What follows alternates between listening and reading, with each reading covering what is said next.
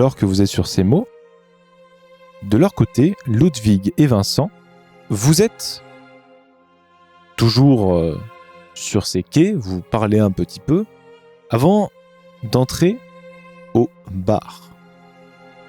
Quand vous arrivez à un certain brouhaha, les gens parlent de tout et de rien, c'est pas très intéressant. Mais quand vous arrivez, le barman vous voit et vous lance un grand salut de la main gauche et vous fait bonjour monsieur, vous êtes pas du coin vous? Bonjour, non effectivement, mais visiblement tout le monde fait ce constat, on doit avoir vraiment une tête d'étranger. Oh non, mais on a l'habitude de voir les mêmes gens ici, vous savez. Ouais, c'est une petite ville. Oui. Fort sympathique. Je vous sers pour quelque l'instant. chose. Ludwig, vous prenez quelque chose? Peut-être? Ou ouais, ce qu'il y a de plus simple, je veux pas... Une limonade si vous voulez. Oui. Oh, bah, Voilà. mettez-en 2. De limonade. Il vous les sert et vous dit qu'est-ce qui vous amène sur Petri's Island? La curiosité. Ah bon? Oh, c'est... D'accord. Bah, Non, vous êtes oui, on est de la ville d'à côté. C'est juste par pure curiosité, voir comment vivent les gens, D'accord. si près en même temps loin de la ville. C'est intéressant de savoir, c'est principalement pour ça. D'ailleurs, on vient vous poser des questions. Je vous en prie, je suis là pour ça. Enfin, je suis là pour ça. Je remarque savez- qu'il a débuté son travail d'analyse, du coup je ne vais pas parler par rapport à quand il va poser des questions. Donc je n'énoncerai pas non plus qu'on est là aussi pour un anniversaire, donc je le laisse discuter avec les gens pendant que je bois ma limonade. C'est intéressant, les gens ici ont l'air très sympathiques. Les gens sourient en général. Oh, vous savez... il y a... Oui, ça dépend. Wickport est assez bien portante. Hein. L'économie fonctionne bien. On n'est pas beaucoup. Il y a... voilà. Il y a Howard qui vient nous chercher des emmerdes. Mais bon, c'est... En dehors de ça, vous savez, le problème, c'est plutôt St. Helens Bridge. Les pauvres, une grande tempête, à flanc de montagne. On comprend pas trop ce qui s'est passé. L'escarpement s'est effondré et la moitié des maisons avec. Et même le maire il est tombé. Il reste plus que la place principale et l'église, quelques maisons. Et puis sinon, ouais, c'est peut-être parce qu'on est tous à Wickport qui est. Après, oui, il y a aussi Wakefield là-haut. C'est pas trop ce qu'il fait. Un peu bizarre. Il dit que la fin est proche, on va ouvrir quelque chose, enfin bref. Je pense qu'il est resté trop longtemps là-haut, tout seul, et qu'il se sent un peu Oui, mort. bon alors ça c'est...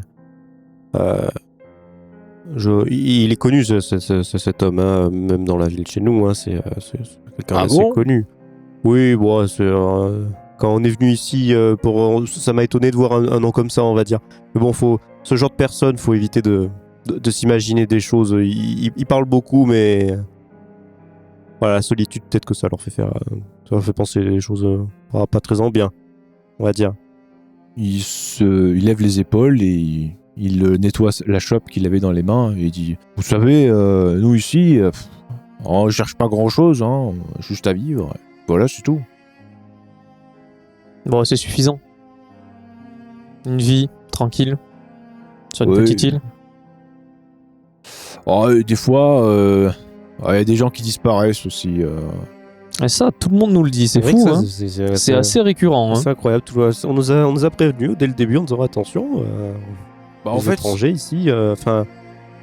Mais vous qui êtes natif, excuse-moi de te couper Ludwig, mais ça m'intrigue, mais vous qui êtes natif d'ici, ces gens ils partent pas de nulle part. Et ça doit être de nouveaux habitants, et les villes doivent grossir en termes d'habitants, non ? Pas du tout. Ça fait longtemps qu'il n'y a pas des habitants qui sont venus pour vraiment habiter, quoi. Les derniers, c'était les Allemands, et ils sont arrivés en 75. Ouais, mais ils sont passés où tous ces gens qui disparaissent alors ? Je sais pas du tout. Mais personne ne se ne se sent concerné. Oui, Blake, Francis, le constable. C'est le seul qui vraiment fait des enquêtes.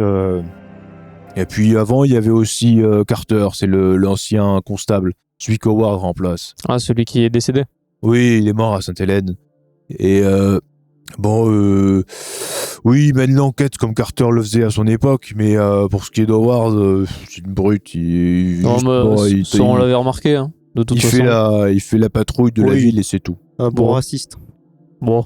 C'est surtout que Blake lui a dit que beaucoup de gens disparaissaient, beaucoup d'étrangers, et il y a peur d'y passer aussi. Enfin bon, on sait pas ce qui se passe. Oui, bon. Après, sans être irrespectueux, c'est quand même un peu du foutage de gueule. Hein. Vous êtes quand même sur une île, il y a des gens qui viennent, il y a des gens qui disparaissent. Ils se sont pas évaporés. Hein. Ils peuvent pas partir très loin.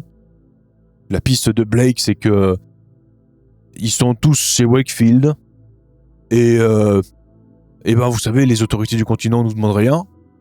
Ils nous disent faites votre enquête. Blake, quand il vient ici, et même Carter à son époque nous disait qu'il trouvait rien. Alors c'est vraiment au moment où il dit ça, derrière vous, il y a un homme qui se lève d'une table et qui dit ça, c'est les Allemands. Ils sont venus en 75, c'est là que tout le monde a commencé à disparaître. Et vous là, c'est pareil, qu'est-ce que vous faites là? Je trouve que vous êtes allemand, vous aussi. Oui, bah oui, c'est vrai que... Ah, mais ça se voit, je pense. Oui, voilà. Hein. Vous êtes qui, vous, d'abord? Moi? Des touristes. Oh, on est là en touriste, alors. Nos vies, on ne vous pose pas de questions à vous sur ce que vous faites. Mais ne vous en faites pas, on n'a pas du tout l'intention de vous embêter dans vos petites vies. On est là pour visiter votre île et peut-être disparaître, hein? Ça vous arrangerait, ça? Ce qui m'arrangerait, c'est que vous la fermiez pour commenser. Attendez, on va quand même... Oh, l'alcoolique, tu vas te calmer et tu vas t'asseoir. Alors là, voilà.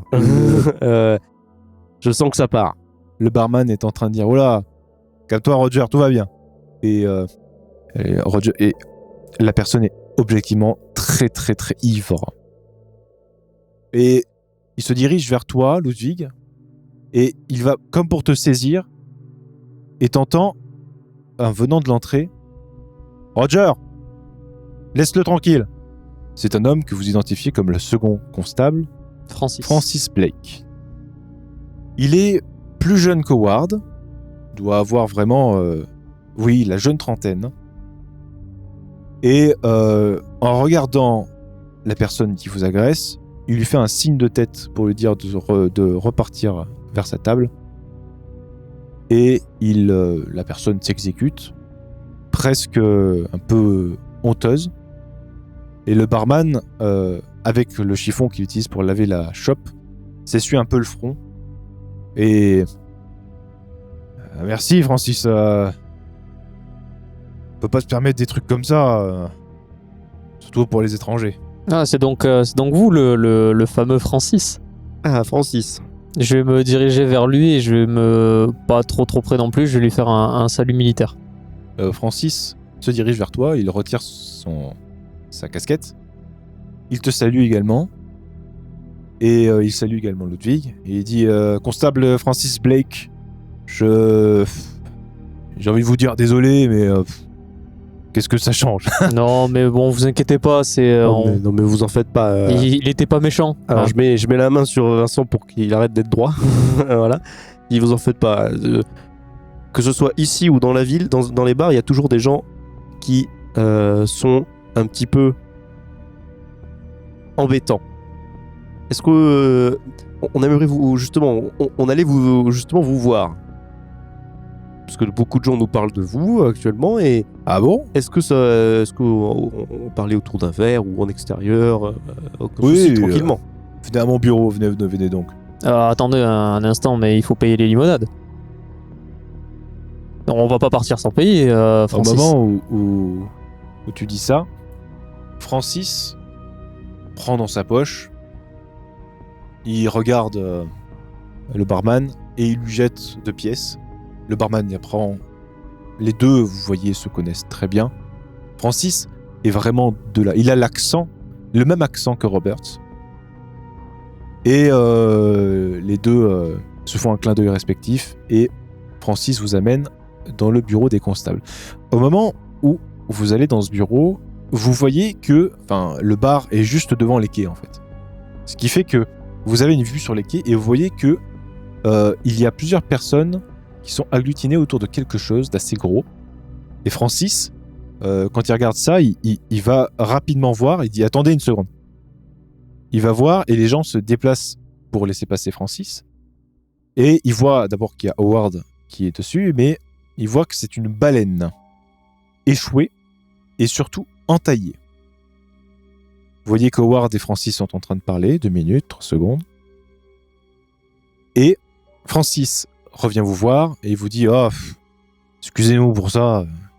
Et vous partez, mais vous êtes accueillis, vous êtes accompagnés par l'odeur pestilentielle de la baleine échouée.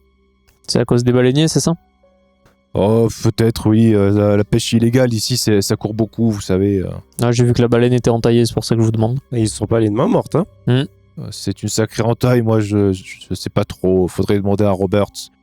Il était baleinier avant.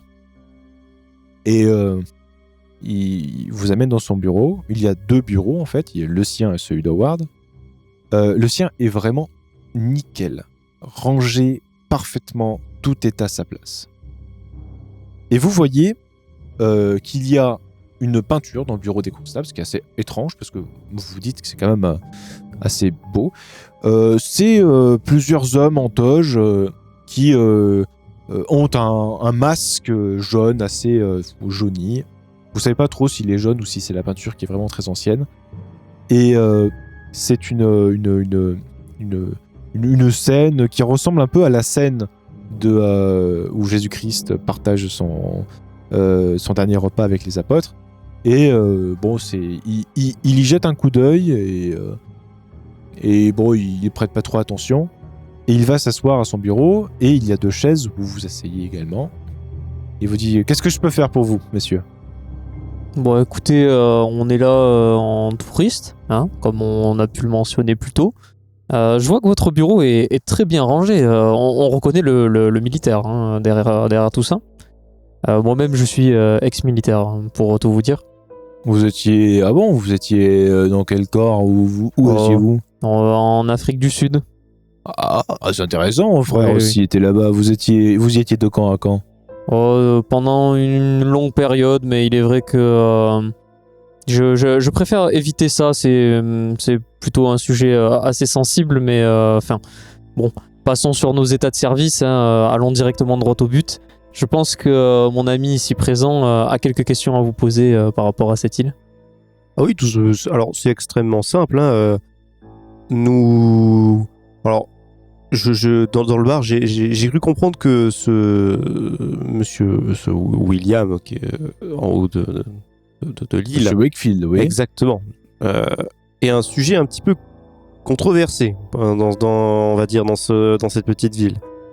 C'est pour ça qu'au bar, j'ai décidé de ne pas trop m'avancer en disant que c'était un ami, mais vous me semblez quelqu'un d'assez réfléchi et je pense qu'il est quand même plus agréable d'essayer de se dire la vérité. Nous venons pour l'anniversaire de mon ami principalement et l'ami du coup également de Vincent. Mais il faut quand même comprendre que commencer à réfléchir à savoir si je dois dire que cette personne est mon ami aux gens, c'est qu'il y a peut-être un souci. Il y a peut-être un souci aussi sur le fait qu'on vienne d'ailleurs. Ah, il y a alors aussi un souci sur le fait que tout le monde nous dit quand est-ce que vous repartez ou est-ce que vous allez réussir à repartir en tout cas.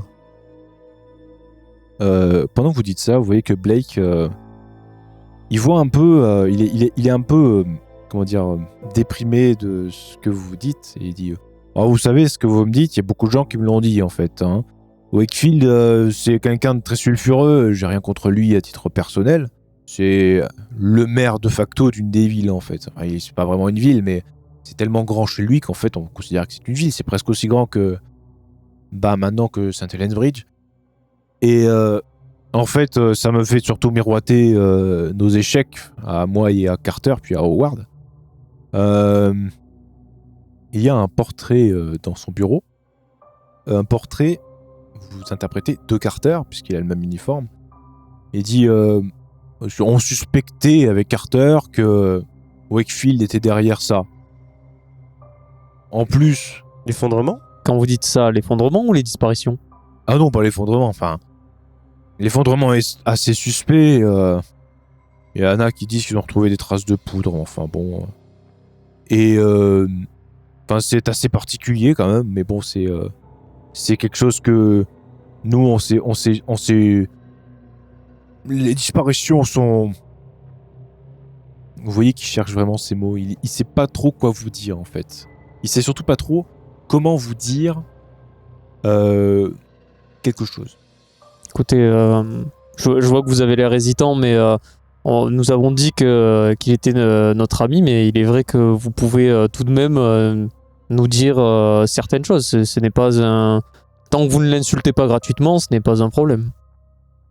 C'est une personne qui est très gentille, mais elle donne toujours l'impression qu'elle a un double jeu, et en fait, ce qui embêtait beaucoup Carter et Howard, c'est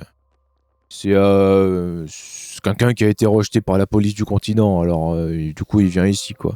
Tiens. Et puis pour le reste, je saurais pas trop quoi vous dire. Alors, vous savez, les gens de cette importance ont généralement un double jeu, hein, comme beaucoup de personnes riches. Et nous en avons nous-mêmes un exemple dans notre groupe. Donc, Francis vous regarde tous les deux et il vous dit bon, c'est assez particulier, mais et il est interrompu par quelqu'un qui rentre dans son bureau en trombe, qui fait Monsieur Blake, venez voir.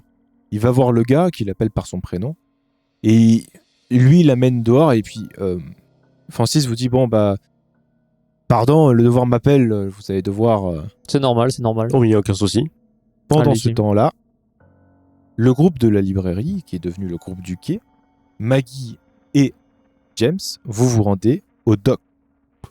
Tiens, Maggie, c'est étonnant n'empêche, parce que malgré qu'on soit dans un quai ou quoi, je trouve que l'air est particulièrement frais, pas trop poisseux, c'est bien agréable de marcher ici. Ça a l'air marin. Au moment où tu fais cette réflexion, vous voyez l'attroupement de personnes qui étaient devant le bar, et l'air frais de la mer se transforme par un air pestilentiellement putride.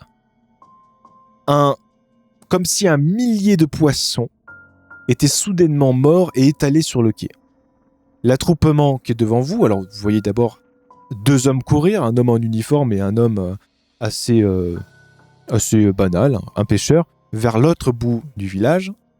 Et vous voyez l'attroupement, vous voyez Howard. Vous voyez que ce qui est sur les quais, c'est une baleine entaillée de part en part. Et quand vous vous approchez, vous voyez que les entailles sont très très profondes. Oh mon Dieu. Oh, on sait d'où vient l'odeur.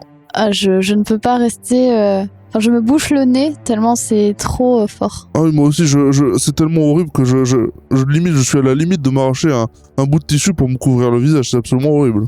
Vous êtes sûr, James, que vous voulez rester sur les quais Je suis désolé, hein, je sais que l'historien c'était intéressant et tout, mais je peux pas là.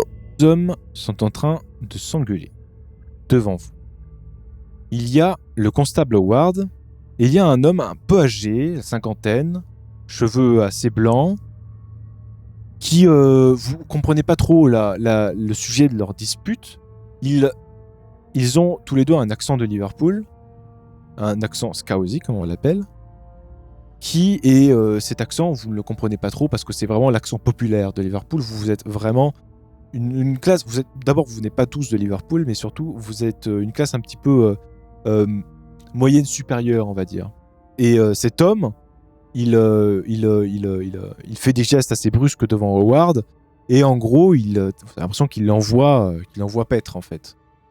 Et il part en votre direction, et en vous regardant, son visage presque s'illumine, et il fait « Oh, magie, vous n'êtes pas d'ici, vous, dit-on Quoi Excusez-moi. Oh, Ouais, excusez-moi. excusez-moi, vous êtes... Partons un peu plus loin. Je m'appelle Henry Hallen. Je suis maître des docks, en fait. Eh bien, enchanté, monsieur Henry. Je suis Allen, nom de famille. Mon prénom c'est Henry. Qu'est-ce que je peux faire pour vous aider? Qu'est-ce qui se passe? Oh, il se retourne et il regarde la scène de chaos et il voit. Surtout en fait, il vous dit, c'est une baleine qui a été treuillée ici. Elle était dans le port. Alors du coup, on l'a treuillée avant qu'elle embête un bateau. Enfin, c'est assez particulier. Sans doute la pêche illégale. Enfin, c'est assez profond quand même pour être des harpons. Ouais, mais surtout, ça doit faire un moment qu'elle y est dans... Donc, parce que là, vraiment, c'est pestilentiel, cette odeur. Ah non, on vient de la treuiller. Je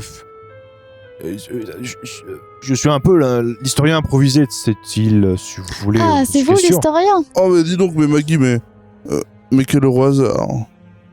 Je voulais discuter un petit peu avec vous. Je suis archéologue, exploratrice. Oh.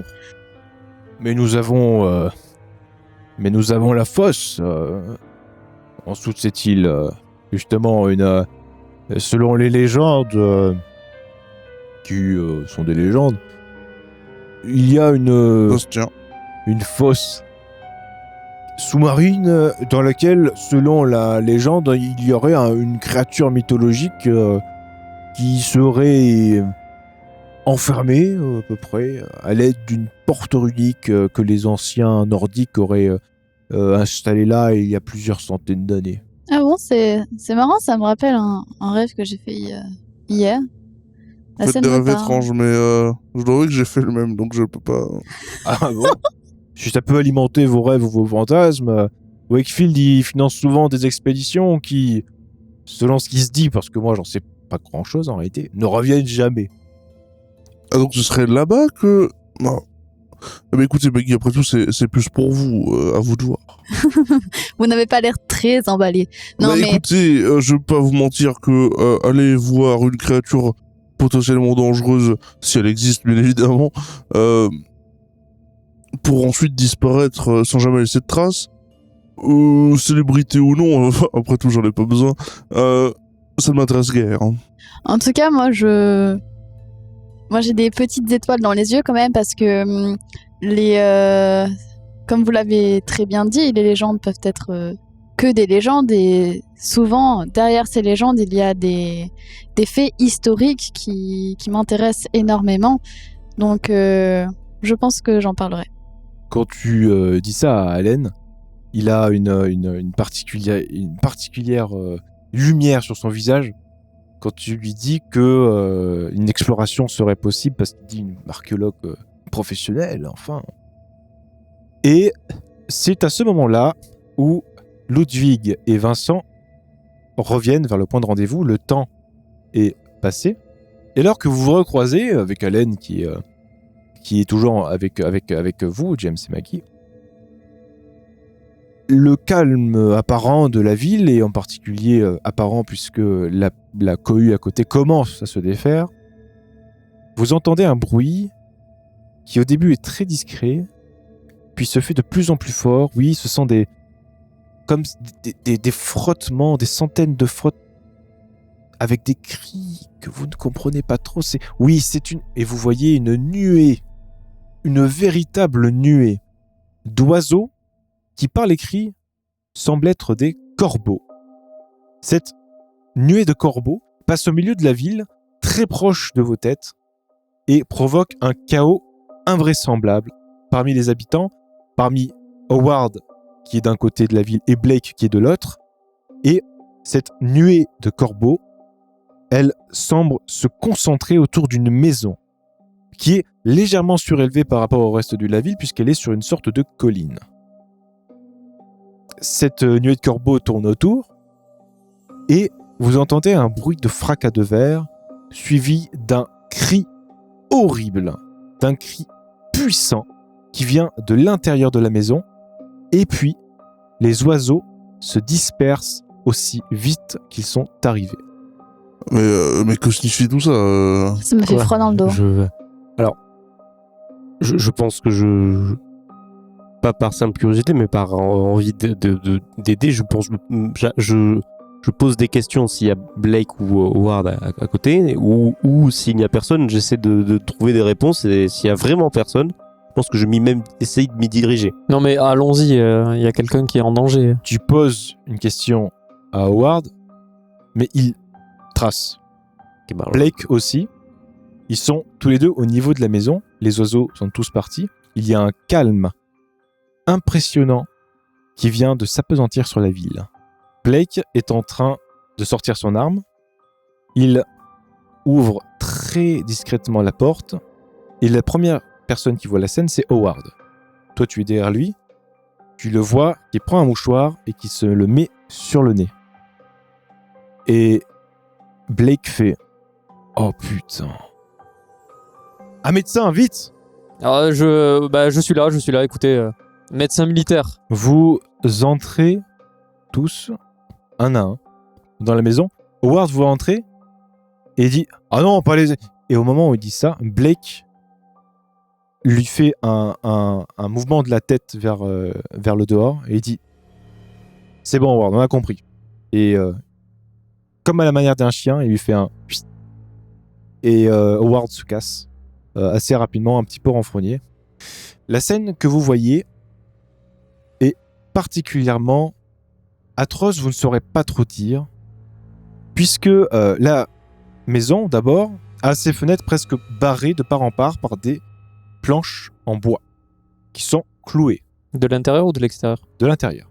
Il y a un cercle fait de lanières de cuir arrosé de ce qui vous semble être un liquide rouge visqueux. Au centre, des restes humains qui semblent carbonisés, bien que tout frais. Étant donné l'état des fenêtres, il semblerait que des corbeaux soient rentrés. Vous ne savez pas qu'est-ce que c'est. Sans déconner. Mon Dieu. Mais vous avez entendu un cri venant de l'intérieur. C'est ce que j'allais dire. La scène que vous voyez aurait pu se passer il y a 3 semaines. Il y avait quelqu'un. C'est ce que je dis du coup à Blake. Il y a quelqu'un dans la maison. Soit dans la maison, soit qui est passé par la fenêtre. Blake a toujours son arme au poing. Il regarde autour. C'est une maison avec un seul étage. Il y a une trappe qui mène en dessous. Il descend de cette trappe. Aucun bruit. Et il remonte. Il vous fait un signe des épaules. Il dit « Personne ». Je vais prendre un objet si possible et je vais faire le tour. Dites, y a que moi que ça étonne que tout est barricadé Au moment où tu fais cette constatation, on dirait, vous entendez une voix, que quelqu'un a essayé de ne pas sortir ou d'empêcher quelque chose d'entrer. Quand vous vous tournez, vous voyez à la porte un homme assez bien habillé. Francis, quand il le voit, lui le salue. Monsieur Holden, messieurs, voici Monsieur Holden, c'est Robert Holden, c'est le maire de Wickport. Enchanté, même si ça aurait été un plaisir de vous connaître dans d'autres circonstances. Enchanté, je pense qu'on fera les conversations plus tard à ce niveau-là. Il ne répond pas à votre bonjour. Il a les mains dans les poches, il regarde la scène avec certaine appréhension en fait. Il ne réagit pas vraiment à ce qui se passe en fait. Ça n'a pas l'air de vous étonner plus que ça, monsieur le maire. Vous voyez qu'il rechigne un peu à parler et il vous dit « C'est le roi oiseau qui reprend ce qui est sien. » Dis donc, vous serez pas passé au bar en venant, monsieur le maire, par hasard? Le quoi? Le roi oiseau, attention. Le simurghe, comme il l'appelle dans les mythologies d'avant. Mm-hmm. Il serait un dieu ancien ou quelque chose du style, un des démons de cette île. Eh bien. C'est fou cette île, hein. Des disparitions, des démons. Des créatures magiques géantes sous l'eau. Non, mais c'est sympa, hein. Des baleines qui s'échouent sur le. Non, mais c'est. Enfin, là, il y a un problème. Maggie, un avis professionnel, s'il vous plaît. Je crois que ça craint. Merci beaucoup, Maggie. Vous avez un asile sur cette île parce qu'il faudrait mettre tout le monde dedans, hein. C'est grave. Hein. Holden soupire et il s'en va. Ah, d'accord. Blake le regarde partir et il fait. Et les gens, enfin Holden en particulier, particulièrement superstitieux. Ah oui. C'est plus de la superstition, c'est des croyances. Vous critiquez mon ami William, mais je pense qu'il y a quand même des bons cas chez vous. Howard revient et il vous regarde et il dit vous devez pas prendre le bus, vous? C'est dans 2 heures. Enfin, c'est combien de temps on est resté là? Vous êtes resté presque 2 heures. Bon, le bus va pas tarder à arriver, mais bon. De toute façon, il y a que nous qui prenons le bus. Hein. S'il voit qu'on est pas là, je pense qu'il peut attendre. Hein, le bus. C'est vrai, mais bon. Blake vous regarde et vous dit le bus est arrivé quelques instants à peine.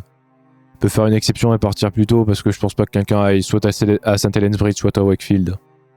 Bon, dans tous les cas, voyons, allons-y parce que clairement, ils ne veulent pas de nous ici. Moi, je m'en vais. Je vais prendre un bout de papier et un stylo ou un crayon s'il y a, et je vais lui dire exactement. Enfin, je vais écrire exactement où on est, que s'il y a un problème, qu'il puisse venir nous chercher ou des trucs comme ça. Très bien. Et cette scène-là, personne n'a jamais vu ce type de scène comme ça? Ou entendu parler de ce genre de choses? Personne d'entre vous, tu peux peut-être faire soit Maggie, soit Ludwig, soit James, faire un test pour savoir avec votre profession, toi en tant que parapsychologue, James, toi en tant que médecin en psychiatrie pour savoir si ce n'est pas quelque chose de récurrent pour une psychopathologie ou quoi que ce soit, et toi en tant que symbologiste, de savoir si quelque chose, donc je vous laisse un de vous trois, pas les trois. Voyons, je ne vais pas voler la vedette, allez-y. Je pense que Maggie est peut-être le plus adapté à la situation. Eh bien, tu vas me faire un G. 4. Le fait de mettre des lanières de cuir et de les imbiber d'un liquide rouge qui est en fonction de soit du sang, soit même de la purée de tomate, enfin, c'est vraiment propre à des interprétations ritualistiques, quelque chose d'assez ésotérique, quelque chose qui est fait en général pour se protéger de quelque chose. C'est du folklore en fait, hein. Vraiment c'est de l'ésotérisme païen. Et tu sais que dans tes cours d'histoire de l'art en particulier, on t'a expliqué que ce genre de choses était utilisé par les anciens peuples et en particulier par les Pictes pour se protéger d'une menace du derrière. D'accord. Bon, ben je leur verbalise tout ce que tu viens de m'expliquer du coup. Maintenant que cette situation est plus ou moins réglée, ou partie en cendres, vous pouvez vous diriger vers le bus, à moins que vous ayez une question à poser au maire qui est dans le coin, à Allen qui est aussi pas très loin, ou à Blake. Alors moi j'aimerais juste dire un truc, ça fait beaucoup d'informations qu'on a, de coïncidences et tout, faut qu'on fasse un tout petit peu attention. Personnellement, je ne pense pas que ce soit des coïncidences, hein. Je veux pas faire que... le complotiste ou autre, mais il est vrai que une île loin de tout, avec en forme de crâne. Oui, bon, ça après c'est la géologie, mais ces histoires de dieux, de créatures, de gens qui disparaissent, de gens relativement fous. C'est vrai que ça me rassure pas des masses d'être là, donc je pense que personnellement, je sais pas ce que vous en pensez, ça serait bien qu'on aille à l'anniversaire, qu'on te dise bon anniversaire, qu'on te donne nos cadeaux et qu'on s'en aille. Ah, c'est ça qui vous inquiète, vous? Moi, vous voyez, moi, c'est plus le fait qu'il y ait une armée de corbeaux qui soit allée attaquer une maison au pif. Parce que les créatures bizarres, non. Bah, en fait, les créatures bizarres ont de fortes chances de ne pas exister, voyons, ça, vous devez savoir. Alors qu'une armée de corbeaux, voyons, regardez, c'est ridicule, ça pourrait passer à la télé, on pourrait presque en faire un film, une attaque d'oiseaux. Non, mais là, c'est assez dangereux, il faut l'avouer. Je connais bien le milieu des gens qui ont des problèmes mentaux, et je dois vous avouer que sur cette île, il y a un haut taux de personnes qui ne sont pas très claires dans leur tête. Ah oui, non mais attendez. D'accord. C'est normal, après tout, regardez dans quel état ils vivent. Ils vivent à côté de baleines pestilentielles en train de pourrir sur le quai. Je ne les juge pas comme ça, je dis juste que actuellement, ce sont des faits. Le truc, c'est que il faut faire attention, parce que apparemment, les gens qui disparaissent, ce sont possiblement, je ne sais pas, peut-être avec tous les rites qu'il y a, enfin toutes les croyances et tout ce genre de choses, il est possible que les gens soient assez fous, on va dire, oui, pour commencer à réaliser des choses qui ne sont pas très agréables. En fait, il faut avoir conscience de l'endroit où on est, pour le coup. C'est ça. Oui, donc, mais je pense qu'en restant, en ne faisant pas ce que nous avons fait juste avant, c'est-à-dire nous séparer en 2 groupes, je pense qu'en restant à 4, nous avons quand même plus de chances d'éviter de nous faire là que je voulais en venir. agresser par des gens. Alors je suis totalement d'accord avec vous. Après tout, je ne veux pas me faire agresser par des pouilleux. Mais moi, ce que j'aimerais... Respectez donc l'argent n'est pas la population, il faut le respecter. Ah non, mais attention, c'était pas une question d'argent. Voyons, regardez bien, je vous parle bien à vous. Savez-vous, James, qu'un fou Monsieur, est plus dangereux qu'un homme avec de l'argent, hein? Regardez, c'est pour ça que je veux pas qu'il me parle. Regardez Donc, Howard, il n'avait pas l'air forcément moins riche que les gens de la plupart de l'île, et pourtant c'est une des personnes peut-être les plus dangereuses. On s'en fiche, l'argent, tout ça, certes, c'est une belle chose. Après tout, je sais de quoi je parle. Mais, on a bien compris. Mais le problème, c'est que, regardez, on a vu une armée d'oiseaux attaquer une maison. Ça, vous l'avez tous vu. Quelqu'un s'est fait agresser dans cette même maison. On l'a tous entendu. Par contre, j'ai l'impression que le fait qu'ils disent qu'il y a des magiques, créatures géantes, des trucs terribles et tout, alors ça, c'est beau. Non, mais il faut rester concret. Il faut Moi, rationaliser. non, mais c'est pour ça que je soutiens le fait qu'ils sont tous tarés. Après tout, des oiseaux qui attaquent une maison, le maire il arrive, il s'en fiche, il fait bon.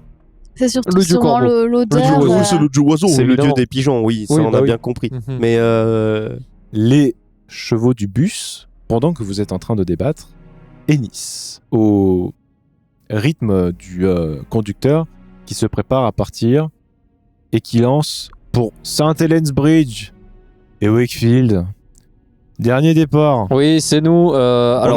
Juste un petit instant, est-ce que vous pourriez attendre juste quelques minutes supplémentaires on a quelque chose à faire d'assez urgent. Il regarde derrière lui dans le bus, il regarde ses chevaux et il fait ouais. Ouais, tenez, vous savez quoi, c'est pour votre gentillesse. Tenez, regardez, hop, je lui glisse un petit billet. Il rince. Il regarde le billet, il est comme impressionné de voir un billet comme ça après Triss Island. Il fait merci monsieur. Ne dites rien, attendez-nous seulement. Qu'est-ce que vous voulez faire du coup? Je propose quand même qu'on établisse une heure où on doit repartir, c'est-à-dire que le bus effectivement donc a des horaires. Mais vu la rallonge que vous venez de lui donner, James, je pense que l'idée de juste passer, dire bon anniversaire, donner les cadeaux et repartir ensuite avec le bus pour repartir en bateau n'est pas forcément déconnant. Eh bien, écoutez... Qu'en pensez-vous? C'est possible, mais je dois avouer que là, le soir va finir par arriver et que l'idée de me déplacer la nuit ne me rassure pas encore plus. Est-ce que ça vous rassure plus d'être sur une île de fous? Je préfère être dormir chez mon ami William que... Je pense qu'il nous attend d'autant plus. De revenir en pleine nuit. Il habite ici depuis plus de 10 ans. Jusqu'à ce qu'on sache, nous, il ne s'est pas encore fait agresser. Donc c'est-à-dire que la partie de l'île où il habite est loin de tout arrêt. Donc je pense que... justement... Le fait de dormir sur place pour repartir le lendemain pour éviter de voyager de nuit me semble pas trop déconnant. Vous savez, il y a beau avoir des malades, s'il y a des bonnes grilles qui les empêchent de rentrer, normalement il n'y a pas de souci. On est d'accord. Écoutez, je vais me plier à l'avis du groupe, mais il est vrai que cela ne me rassure absolument pas d'être loin de tout, comme vous aimez bien le souligner. Même derrière des grilles, vous savez, un portail contre 300 personnes... je pense pas que le portail gagne. Non, mais attention. Non, mais le problème, c'est que je suis d'accord aussi pour repartir plus vite de cette île, parce qu'après tout, vous l'avez vu vous-même. Le problème, c'est que, imaginons, ok, on repart la nuit, il y a monsieur à la charrette là-bas, je lui fais un petit coucou. qui va certainement nous attendre, il n'y a aucun problème. Le problème, moi, ce qui me fait le plus peur, c'est plus le capitaine. Parce que, alors, certes, soit il sera en train de dormir, soit il sera complètement défoncé au bar, à mon avis. Donc, je sais pas vous, mais j'ai pas trop envie de reprendre le bateau la nuit avec le capitaine. Puis de toute façon, en général, les agressions, ça se fait pas à 300 personnes. Moi, ce qui me fait peur, c'est plus des micro-agressions à base de 1 ou 2 personnes. J'ai du mal à imaginer toute la ville venir juste pour nous.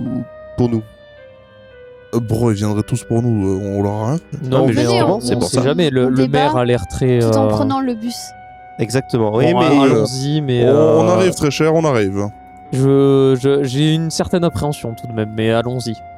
Et nous l'entendons bien.